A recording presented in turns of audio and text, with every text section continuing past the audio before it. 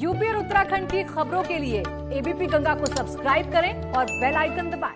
आपने हमें बोलने का मौका दिया इस ऐतिहासिक बिल पे, मुझे मैं बहुत धन्यवाद करता हूं। व्याख्या किए बगैर बताइए प्लीज। हाँ, चूंकि मैं फिल्म कामगारों का एलाइड यूनियन का मैं पदाधिकारी भी रहा हूं, इसलिए आज बहुत प्रसन्नता व्यक्त करना चाहता हूं अपने माननीय मंत्री जी को और देश के यशस्वी प्रधानमंत्री नरेंद्र मोदी जी को। जब उन्होंने वन नेशन वन राशन शुरू किया तभी लग गया था कि एक बड़ा विजन डॉक्यूमेंट आने वाला है। इसमें मैं मजदूरों के उनके अधिकार, जो मजदूर भाई को उनके अधिकारों की जानकारी नहीं है, पूरा सदन इस बात को कह रहा था। मैं सबसे प्रार्थना करना चाहता हूं सभी एम्प्लॉइज से, मजदूरों से, फिल्म कामगारों से, महिला कर्मचारियों से कि आप इस बिल को गीता कुरान की तरह पढ़ें। इसको जितना अध्ययन करेंगे उतना ही आपके जीवन में ऐतिहासिक बदलाव होगा। और अंतिम बिंदु है मेरा, अच्छा है मेरे बोलते बोलते आसन पे परिवर्तन हो रहा है और देश में भी बहुत बड़ा ये बहुत सुखद है।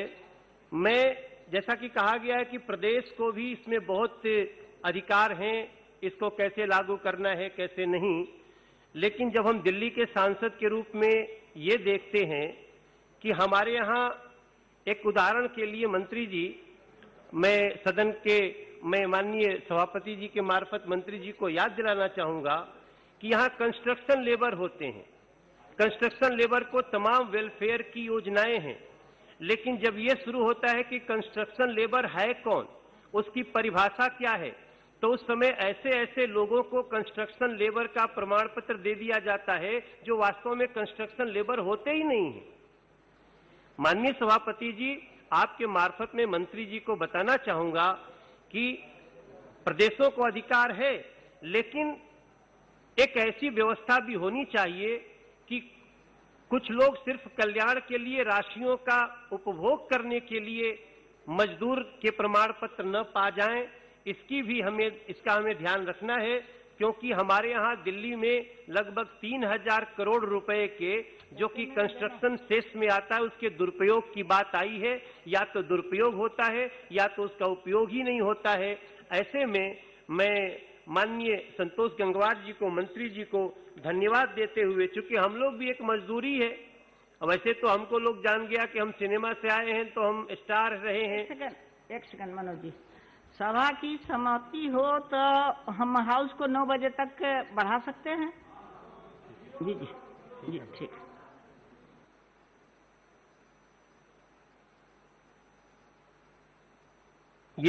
जी धन्यवाद सभापति जी।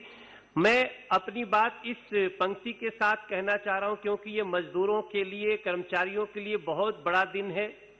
खासतौर से मैं एक अंतिम प्रार्थना करना चाहता हूं कि बार बार उत्तर प्रदेश, बिहार, झारखंड से जो मजदूर बाहर जाते हैं उन्हें प्रवासी मजदूर क्यों कहा जाता है?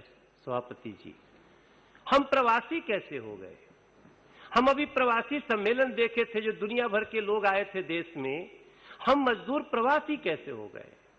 ये शब्द हमें बहुत वेदना देता है। हम मजदूर हैं, हम कर्मचारी हैं, अपने प्रदेश के बाहर जाके अन्य प्रदेशों में काम करते हैं। तो हम माननीय मंत्री जी से कहेंगे इस भावना को भी समझा जाए, क्योंकि प्रवासी कहते हमें कई बार अटैक का डर लगने लगता है। कई बार हमारे साथ जब कोरोना जैसे संकट आते हैं तो हमारे साथ बड़ी भेदभाव होता है। हमें 1100 किलोमीटर चलकर अपने घर भागना पड़ता है। प्रदेश जिम्मेदारियां नहीं लेता है, कई ऐसा उदाहरण मिला है। इसलिए मैं इस बिल पर बहुत खुशी व्यक्त करते हुए और मैं ये चाहते हुए कि आप इन सब छोटे बिंदुओं का भी ध्यान रखेंगे, और ये बिल ऐतिहासिक है, महिलाओं को, सबको बहुत बड़ा सुरक्षा देने वाला है। मुझे आपने बोलने का समय दिया, बहुत बहुत धन्यवाद।